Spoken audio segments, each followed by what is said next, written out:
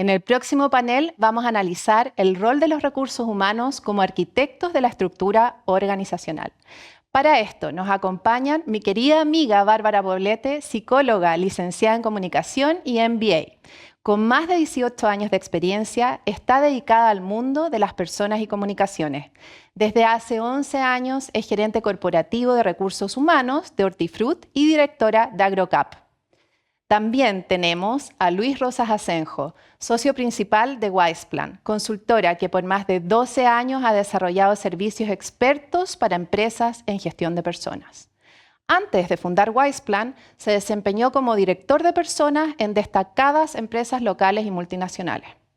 También nos acompaña Emma Yoshikawa, psicóloga de la Universidad Iberoamericana de México y coach ontológico de Newfield Network, con 15 años de experiencia y liderando proyectos y equipos en las distintas áreas de recursos humanos para distintas industrias como automotriz, telecomunicaciones, construcción, consultoría, retail y educación. Actualmente es gerente de personas en cervecería AB InBev, Chile. Moderando este espacio tenemos a Macarena Albornoz, psicóloga de formación. Es una apasionada de poder aportar al desarrollo de nuestro país y de nuestra sociedad a través de una gestión responsable y consciente del capital humano en nuestras organizaciones. Actualmente se desempeña como gerente de personas en Asociación Chilena de Seguridad de Servicios. Los dejo con Macarena.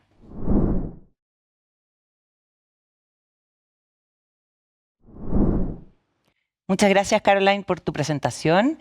Oye, muy bienvenidos todos a nuestro panel de hoy, muy bienvenidos a quienes nos están mirando. Estamos en el pilar número 2 de este HR Day, un pilar que habla de los modelos organizacionales para la excelencia empresarial.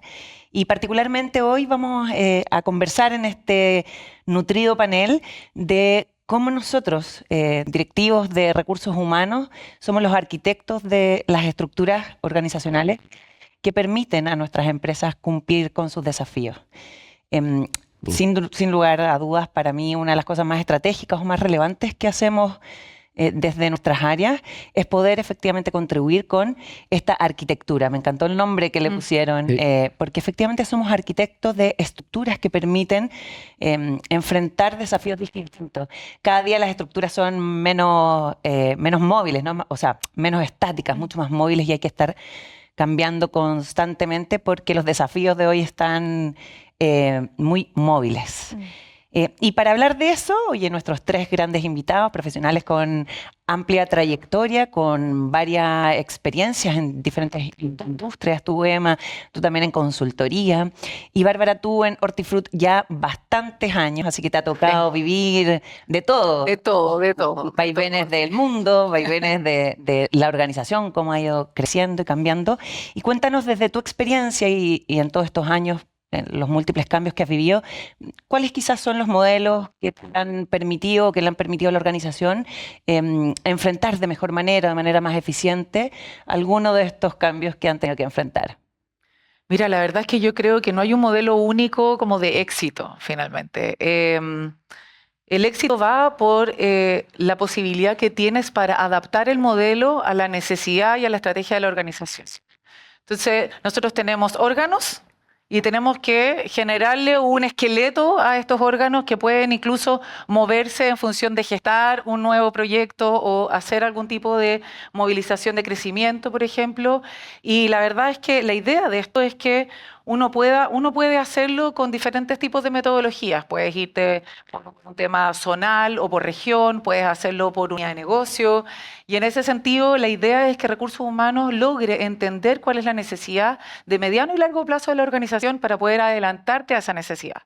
Y no hay un modelo perfecto. Yo creo que tiene que ver con ser capaces de leer a la organización y su necesidad permanente, ya sea de crecimiento o también de eficacia o de crecimiento, que también puede ocurrir, o de internacionalización. O sea, la verdad es que tiene un poco que ver como con ser agentes de como posibilidades de visualización estratégica y de ser un sponsor y un partner para el CEO para llevar este organismo y esta estructura acompañando al negocio en cualquiera de sus desafíos.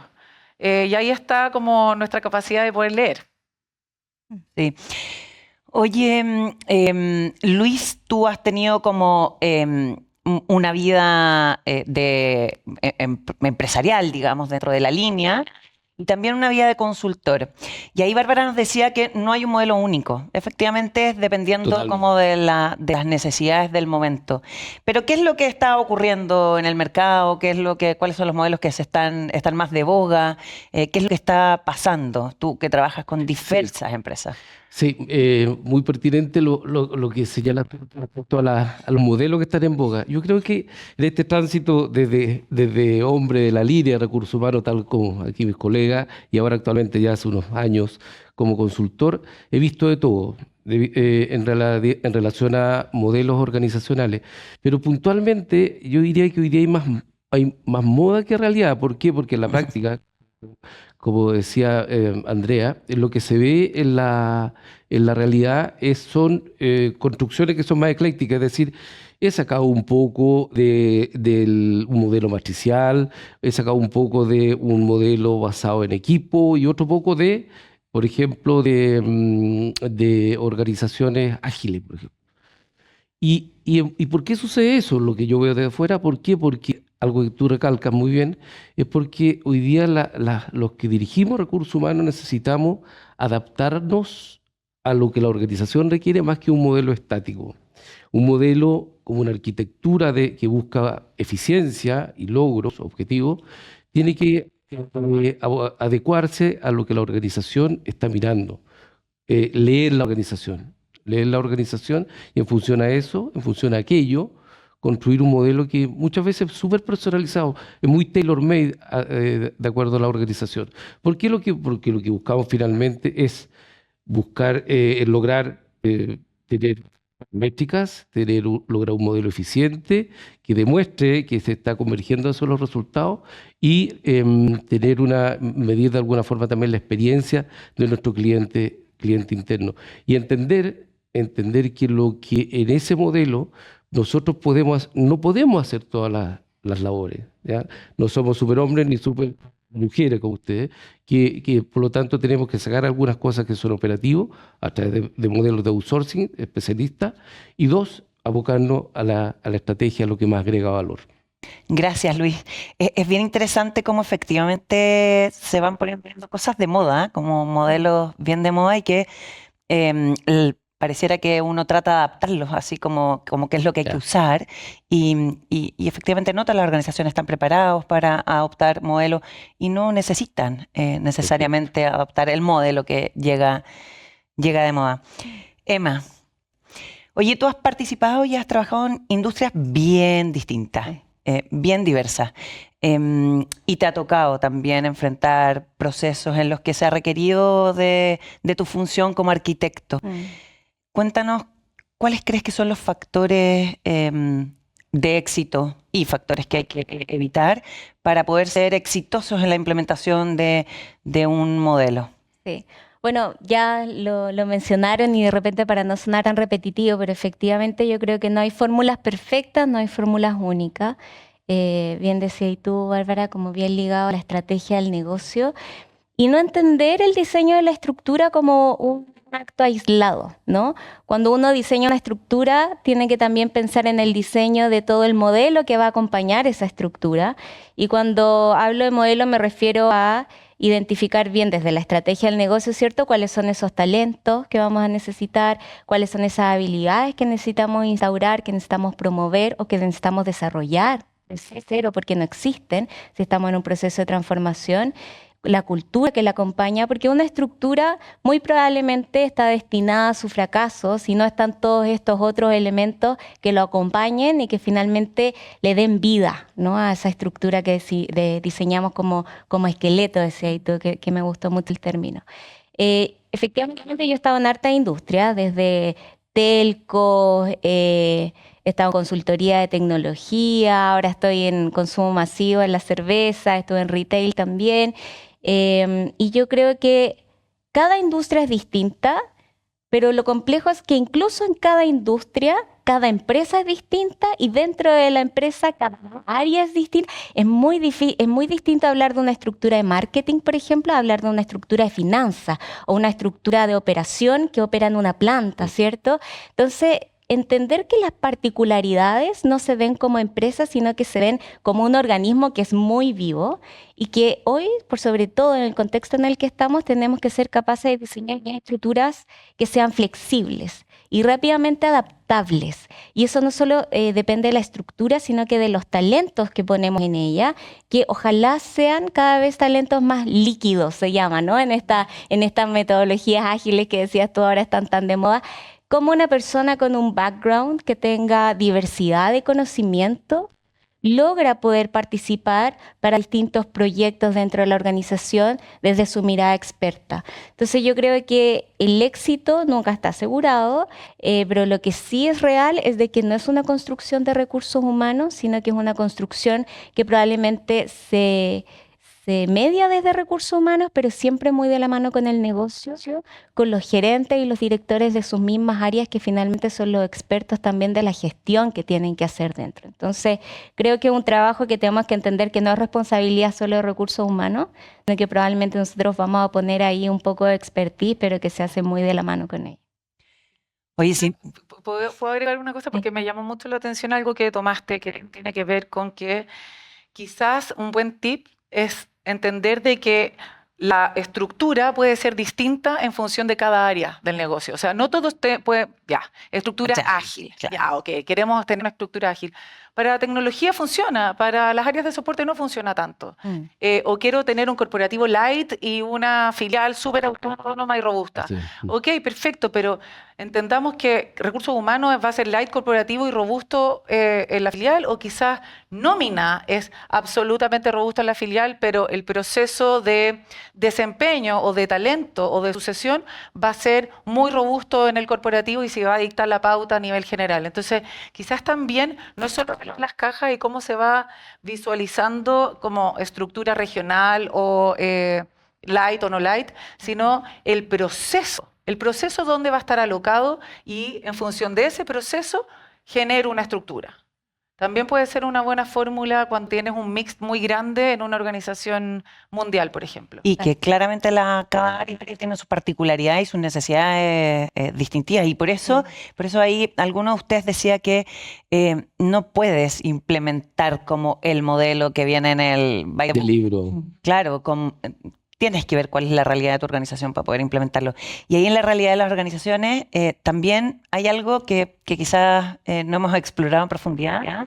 Tiene que ver con cómo la cultura que está en las paredes de la organización facilita o complica. termina el proceso. Y ahí, oye, la experiencia de ustedes, cómo lo han vivido, qué cosas han hecho para caer en un terreno fértil. En realidad, la cultura es lo que hace distintivo un modelo. Por eso yo insisto que no hay modelos puros. Yo hablo de modelos híbridos, es decir, saco todo un poco algo y lo traduzco como una vestimenta propia de la organización.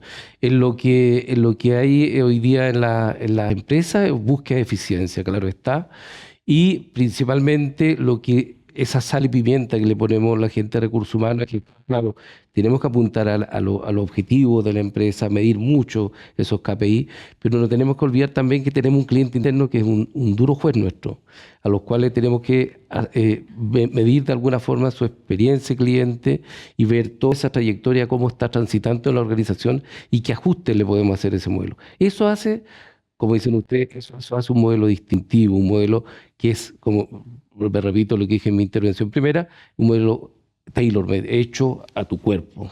Eso es lo que yo veo principalmente, muy en línea con lo que señalan ustedes, por cierto. Oye, ¿y qué acciones o qué tácticas tenemos que usar para que cuando estemos empujando un nuevo modelo, implementar algo es un cambio, ¿no? Implementar algo que modifica una nueva estructura o un nuevo modelo Así es. organizacional implica un cambio. El cambio nos genera temor, así funcionamos los seres humanos.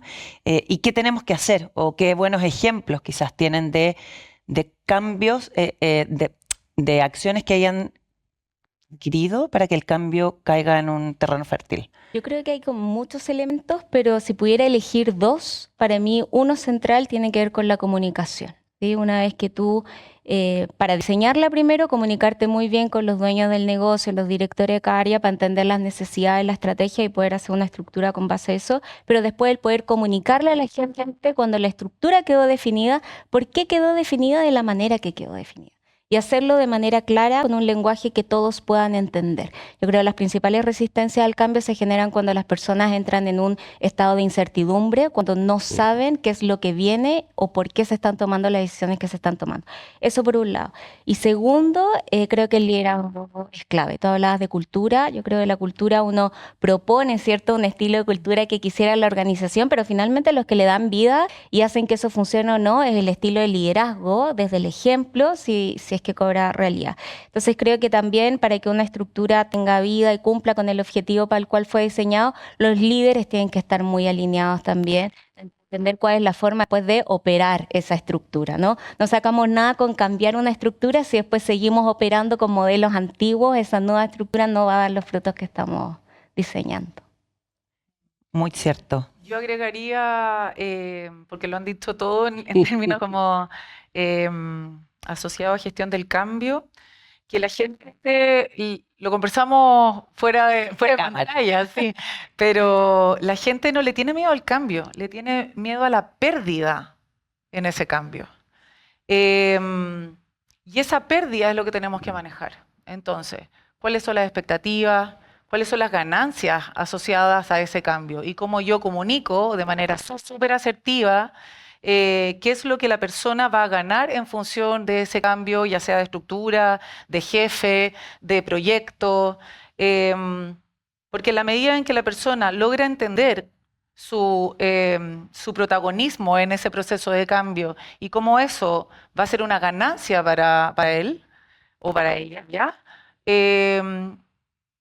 La fórmula cambia. Y la adaptación a esa, como a surfear la ola, es de manera, o sea, cambia de verdad de manera exponencial.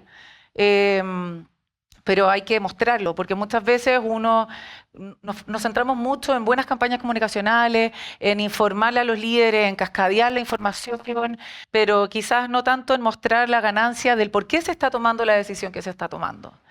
A mí me ha ido bien con esa fórmula, como el comunicar, pero comunicar, ojalá, muy orientado a la ganancia de ese cambio. Oye, si pudiéramos resumir como 3 tips.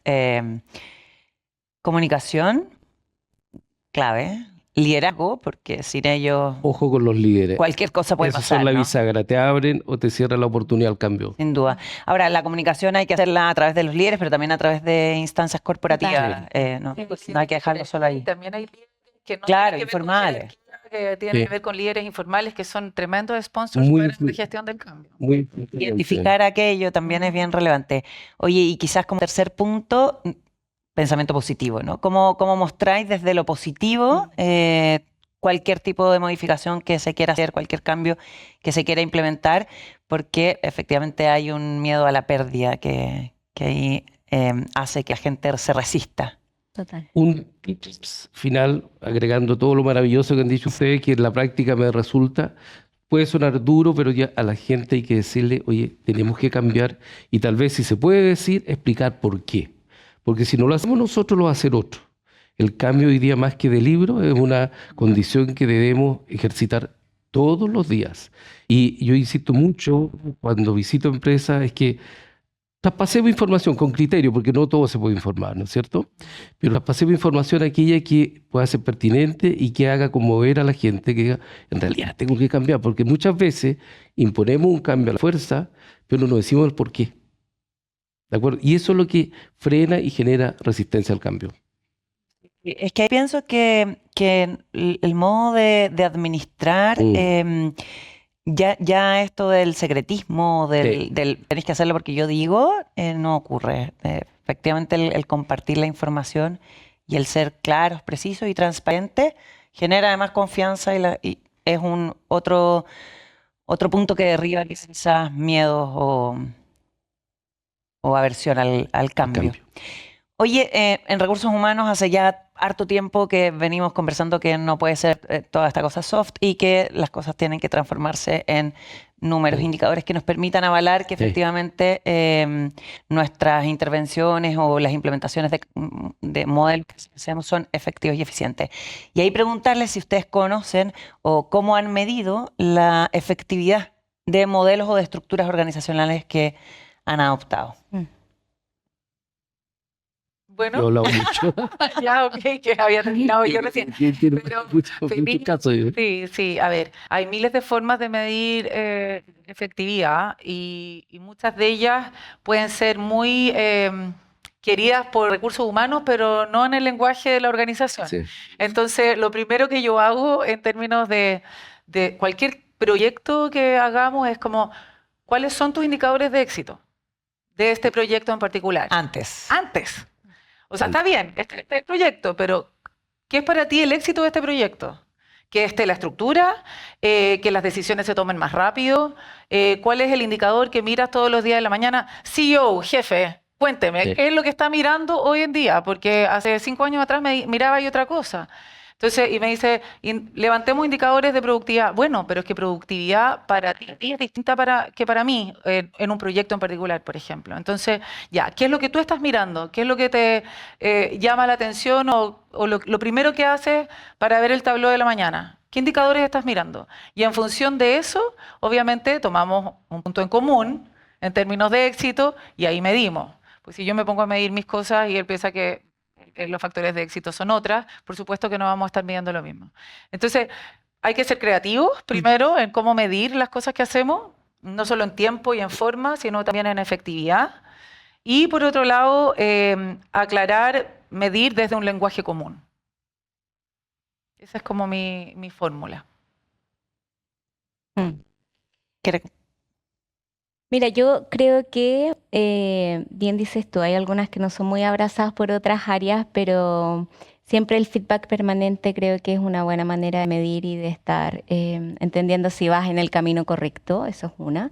Dos, los indicadores no debieran ser tan distintos a los que usamos para el negocio en general, que la estructura es la base finalmente que le da movimiento como al alcance de objetivos, así que los mismos KPIs del negocio y cuando eso no está funcionando, bueno, ir a preguntarnos si es que hay algo en la estructura que probablemente esté siendo el problema, ¿no?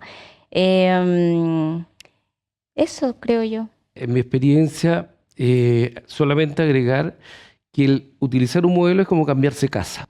Es una gran oportunidad de decir, bueno, aquí hay cosas que nunca he ocupado, por lo tanto lo dejo en el pasado.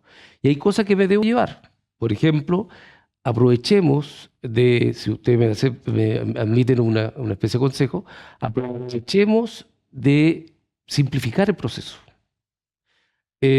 Aprovechemos de, en ese nuevo proceso, poner automatización y tecnología de forma tal de que ese proceso rediseñado sea más eficiente, más ágil. Y tercero, pensemos claramente en ese diseño estructural del proceso.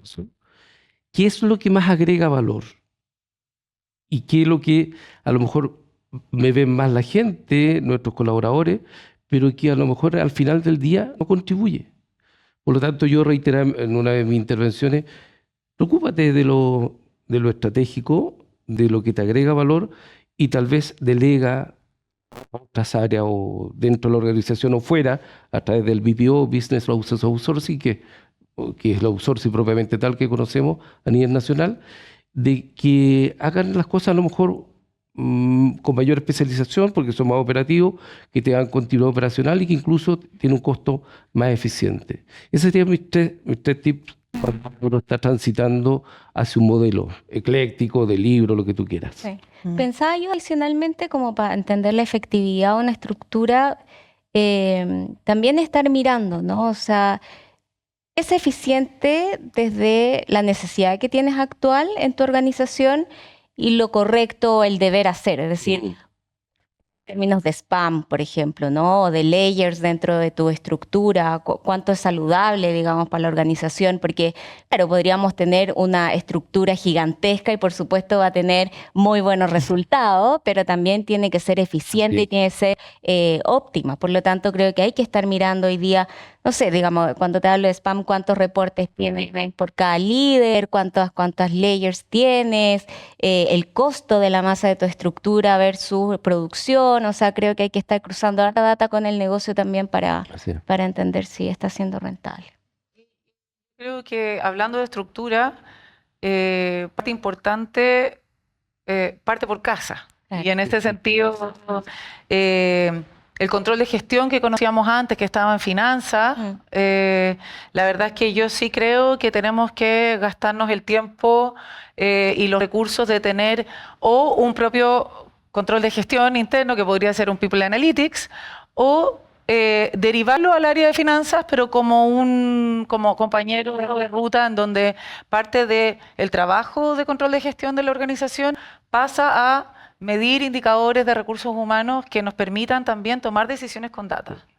Es la única forma también de vender los proyectos y de que esos proyectos en el fondo tengan sponsors también internos. Entonces, no necesariamente necesitas un People Analytics en tu área, pero sí encontrar la forma de que haya un elemento dentro de la organización, en cualquier otra área, que te ayude a medir esos indicadores de éxito. Total.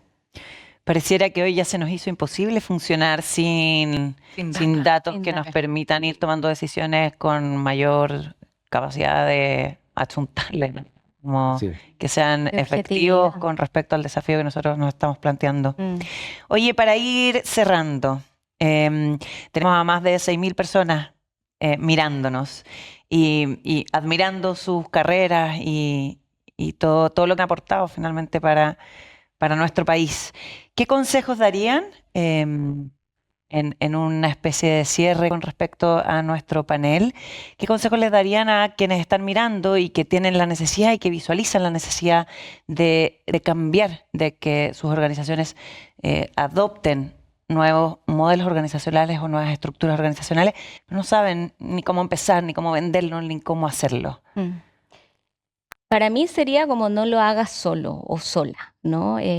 Hoy día ya estamos en un mercado laboral donde las cosas han cambiado tanto que muchos ya han tenido que repensar su estructura y han acertado desde el ensayo-error probablemente, y son buenas prácticas que podemos ir a preguntar, ¿no? A veces nos encerramos muy dentro de nuestra organización a tratar de pensar en solo, y yo creo que hoy día esta inteligencia colectiva que existe en el mercado, afortunadamente, con instancias como esta, ¿cierto? Donde las empresas cada vez están más dispuestas a poder abrir sus puertas de aprendizaje y de experiencia para favorecer a otras. Creo que está bueno ir a consultar qué funcionó y qué no funcionó en una estructura o empresas con desafíos similares a la nuestra para no inventar la rueda finalmente. Qué buen, sí, qué buen tip. Tienes toda la razón. Hubiese dicho eso. Sí, te juro, oye, de verdad. Ahora otra cosa. A ver, mi consejo es que lo único permanente es el cambio. Por lo tanto, tienes que hacer gestión del cambio, no como salga, sino con una estrategia clara de qué vamos a hacer, cuándo lo vamos a hacer, con qué tipo de sponsor, con qué detractores cuento también y cómo los voy a movilizar a que sean parte del proyecto.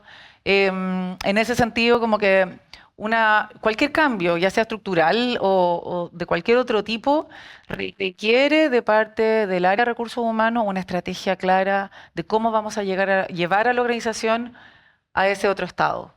Y sin gestión del cambio, el indicador de productividad te va a bajar mucho y esa curva va a ser mucho más profunda de la que quisiéramos. Por lo tanto, en la medida en que hay más cambio, vas a necesitar generar más estrategias y por lo tanto hacer que esa curva ojalá sea lo más planita posible para que la gente vuelva a estar en su 100% y que no esté conversando de que le cambiaron al jefe, sino que ya esté en la rueda nuevamente.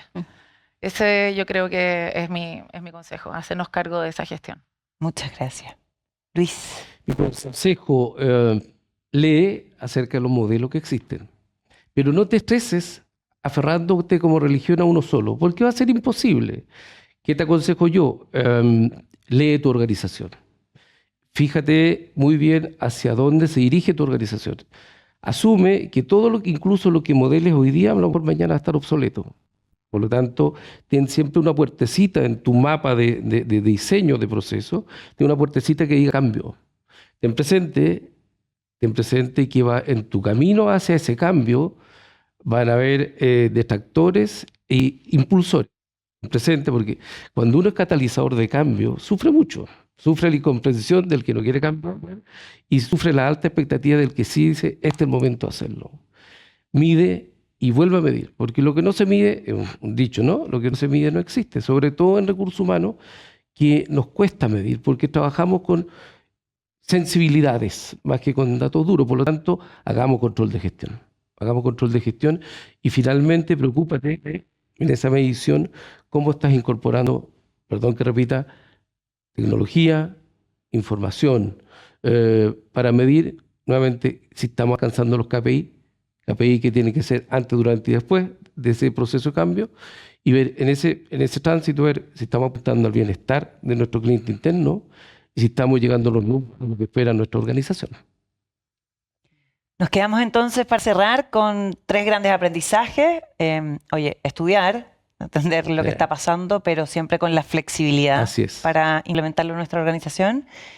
Abrazar el cambio, lo único constante, y abrazarlo y entenderlo y ser estratégicos en esto, no enfrentarse así, sino que hacer el mapa y ser estratégicos en aquello, y no estamos solos. No estamos solos, tenemos una comunidad gigante y que debiéramos hacer operar, funcionar y vivir. Así que gracias a la Red de Recursos Humanos de hacer posible tu sugerencia. Oye, muchas gracias. Yo lo he pasado estupendo. Se me pasó volando el tiempo. Muchas gracias, Emma, Bárbara, Luis. Gracias a la red y a todos los que están. Y nos vemos en un próximo panel. Excelente. Muchas Gracias. Gracias por la invitación. Sí.